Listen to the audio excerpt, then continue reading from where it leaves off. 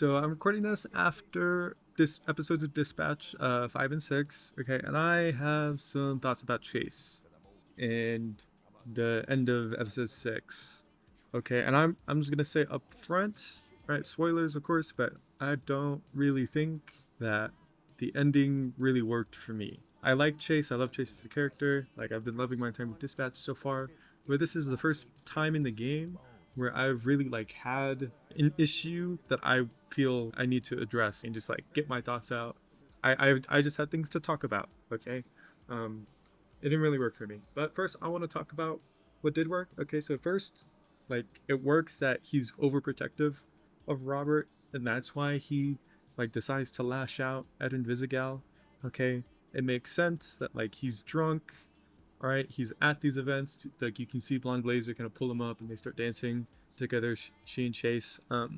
And it makes sense that like he would want to feel alive at these like type of parties because he doesn't get to do that much anymore. Because we have to remember he is like he's not older than 35, like 40 at most probably, but he looks like Black Einstein. So we have to remember that like him even being at the party, it's hard for him probably just to even be there. And remember like the fact that he can't really party and dance and do all the things that he would want to at his actual age, because he's been aged so much. So it makes sense that like he's drunk and he's angry, okay, and he wants an excuse to lash out. Okay, he's angry that he can't like enjoy the party as much as he should be, and yeah, he and Invisigal also don't have the nicest rapport or the best back and forth. Like they're not exactly friends. Like you can see it at the beginning of the party. You can see it early as back as like episodes 2 and 3, whenever everybody's getting cut, and like that's the first time she calls him grandpa. And she talks about the onset dementia type thing. So they're not exactly the nicest to each other, and at first glance he doesn't also seem to really believe in the mission of redemption that the SDN like tries to push with the Phoenix program. That's not something he totally buys into, and that's kind of informed again like by the follow-up conversation where he's just asking Robert like, why do we do these things, like what motivates us to be heroes. It's not something like, so his time away from Trackstar has kind of jaded him a little bit, and he's kind of forgotten what it means to be a hero. um and so I think like all of those things work about it. Okay, and it also like makes sense that whenever Invisigal is like insistent that they do this thing and get the Astral Pulse core or whatever, and she's like kind of defiant against Blonde Blazer. Maybe she's like mad at Robert for getting involved with this girl when he should get involved with Blonde Blazer because like he saw the arm squeeze, he made a comment about it, he knows there's probably something going on there. And he's like, Robert should be going for Blonde Blazer, but he's not. He's going for Invisigal, who like I don't have the best relationship with and I don't have the highest opinion of already. A combination of all these things together can make it believable enough for Chase to lash out in this way. Again, also considering that like he wasn't there for the planning phase of them like right before the party, so he doesn't know that like this is what they were trying to do. Invisigal and Royd and Malevola all put like a decent amount of thought and effort into this. It's not just some like fucking hoop-de-doo thing that they're deciding to do off a whim. So he's not fully informed either. So like, okay, again, all these things make sense. I can see how it works. All right, those are the arguments in favor for it, and I am acknowledging them. But I'm gonna talk about now why it doesn't really work for me. Okay, the biggest thing is that Chase was there. Like he saw when Invisigal, she took a picture of her new spot on the leaderboard, just celebrating that moment to herself, being happy that like she's making progress. And then like in that moment of embarrassment, she came up and she thanked Robert. Like she gave him a genuine thank you, like a show of appreciation for him helping her and like trying to be a better person. Like she's really trying to do it. He saw that and he was there for it, and he was like, and he like gave him a little nudge and was like, how about that, type of thing. So the first and biggest thing is that at this point it feels like it feels a little contrived. Okay, I'm gonna say the C word, the contrived word. Okay, and it feels almost borderline out of character for Chase to react this way. That's really the main reason why I don't fully buy it. But if we want to like, I'm gonna give you some more reasons, all right? And one of the things I'm gonna point to is that this seems to be like the outcome regardless of your choices. Him lashing out at the party.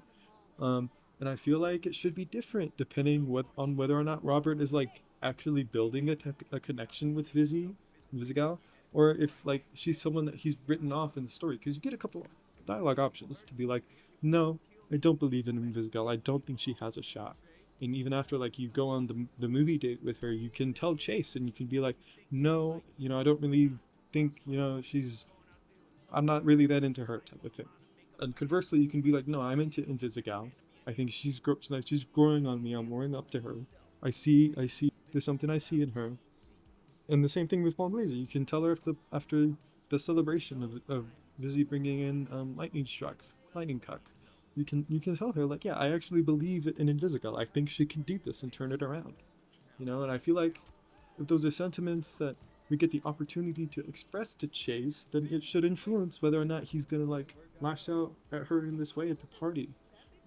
Maybe like not just one choice, but maybe if you do a collection of choices that reinforce Robert's view of her in that way, and that should, I feel like, get communicated to Chase too. And you shouldn't like have such of an extreme reaction to Invisigal being defiant to Blazer. What it felt like the most was like it was a forced interaction, so the plot could have an excuse to let Chase use his powers in self-sacrifice. That's what it felt like. It felt like we had to get to point fucking C with this and make sure that Chase had an excuse to use his powers. And it's something that they were clearly building up, like as early as episode 2. Like I'm gonna talk more about like what works about him using his powers specifically. Okay, not so much about him lashing out at the party, but what works about him choosing to use his powers. Because I think that's I see the reason why they wanted to get to this point.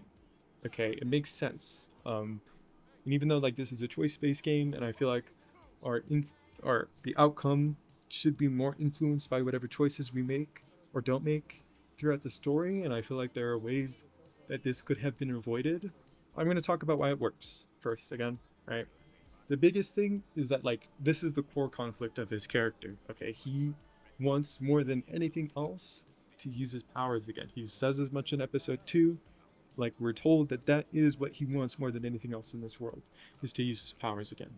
Invisigal being in a life-threatening situation, right after doing something really mean to her and feeling that need for like redemption and forgiveness, it's on theme with Dispatch and the Phoenix program and with his character in terms of just him using Invisigal's like threat of life and death as an excuse to use his powers, because he wants to redeem himself, sure, but what he really wants is to use his powers again. That's cool. That's fine. I think that's perfectly cool. Understandable. Like I get it. In the same situation, I would probably look for an excuse to use my powers again too. In that way, that's why it works. Like it's a really like that alone is reason enough to put it in the game, and put it like as what would you call it, an anchoring point of the story, I guess. Yeah. Also, it looks really fucking cool. The animation they did was really cool. I love the little smile he gives out whenever he's using his powers, and the fact that like he could have gone in a straight line, but that he doesn't. He takes like a bunch of turns because he wants to enjoy his powers again for the last time. So yeah, it works. Okay, it works for that reason. But I have some more reasons for why it doesn't work so much. The biggest thing is that I feel like there was so much that could have very easily prevented this situation from happening in the first place. And number one, like we can go in fucking sequential order. All right. So the first thing that happens, number one, is Chase lashing out. Okay. We're going to talk about why that doesn't work. But after that, we can talk about the fact that Blazer says no.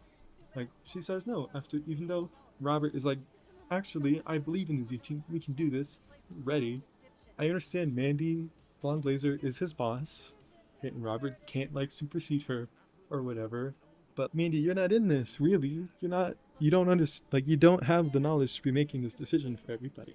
Whereas Robert is in there every day, and like I thought again, we had the understanding that like he's gotta take the lead on this. And sure, she's making an executive decision, but like come on, it should be more of a discussion than Blonde Blazer said no, so we can't do it. And I guess we didn't get to have the rest of that conversation again because Chase interjects and lashes out. Okay, so moving on. Vizzy goes anyway. Okay, Invisigal, she goes to the fucking place to get the Astral Pulse by herself. Okay, really stupid decision. Wouldn't advise it, but it's in character for her. I get it. with this sequence of events happening, it's really the only thing that she can do, right? So I don't really have an issue with her going, but once she's there and Robert sees her, it's like, why don't you fucking message somebody? Like, message Malevola who creates portals, message Sonar, or someone who can get there fast and fucking help her, okay? Like, fuck, now it's like all hands on deck because Invisigal is there and she's in danger. And we gotta get help to her. Okay, like, maybe send some fucking help, alright? And number two, she had like plenty of opportunities in Invisigal to take her inhaler throughout this, and I know through the animations they try to like draw attention to the fact that she's getting interrupted when she's trying to take the inhaler, but still, like, if you watch it and like, yeah, I know there's supposed to be a level of suspension of disbelief, okay, and there's only so many different branching paths that we can get from the video game because of, you know, we live in the real world and they have to, you know, their fucking deadlines they gotta meet. You can, they don't have an infinite amount of money and developers and time. I get it, okay, I understand all that, but like, she had plenty of opportunities to take her inhaler, man. You know, it's just a little puff. It takes 2 seconds. She had 2 seconds. All right, fuck. Even with that, it's because she doesn't use her inhaler at any of the points where she could have. Like, even right after she gets the briefcase and is walking out, it's like, why don't you just use your other hand to take a fucking whiff of your inhaler so you can go invisible when you're leaving the fucking place? But no, instead, you know, Robert says she's all good, even though he doesn't have full like view of the entire room, so he doesn't actually know if she's all good. Like, he should take a second to look through the fucking cameras, see if she's all good, and then give her the go ahead. You know, okay, whatever, it doesn't, and then she just comes out not invisible, and then Shroud fucking destroys her, and then, you know, Trackstar happens. I don't know, it's this string of like seeming plot contrivances to get everyone to this point in the story where Chase sacrifices himself for Invisigal no matter what. So like, I don't know, I feel like we should have more agency as the player based on whatever decisions we made prior to this to influence the outcome of this in some way. You know, we have no really type of control over how the situation plays out for the last however long of this. You know, unless you literally just like failed the hacking events, then things are a little different. But still, like, we get to this endpoint where Chase is having to save her. I don't know. Those are my thoughts about it, and at the end of the day, I love Dispatch. Okay, I'm running out of breath because I'm so fucking heated by this. I have so much to say. But like, I love Dispatch. I felt like it could have been a really, really cool ending, and like I was like most of the way there, but it falls short for me for these reasons. Okay, and I'm just gonna say I don't really think Chase is dead anyway. You know, like, leave it ambiguous for reasons. But yeah, I don't know. Maybe like I didn't feel the impact of his death as much as I really wanted to. Like, I wanted to feel bad for Chase, but I couldn't for all these reasons that I just talked about. Alright, so I don't know. Let me know if you agree. I'm going to be streaming the next episodes of Dispatch on my Twitch channel and here on YouTube, like, as soon as they come out, 10 a.m. Eastern on November 12th. So if you want to see me play the game, talk more about it, maybe lose my mind a little bit, you know, when shit like this happens, or when cool shit does happen in the game, then I like see a bunch of the reasons for, you know, whatever. I'm digressing, right? But just come watch the stream, come leave a comment, talk about your thoughts on Chase. You know, if there's something you missed that I'm not maybe considering, you know, let me know. If you like, just let me know. You know, I'm gonna have some discussion. I want to build some community here. Let's do this thing, man. Come to the stream, come leave a comment. Yeah, that's all. Goodbye. Subscribe and like. Okay, bye.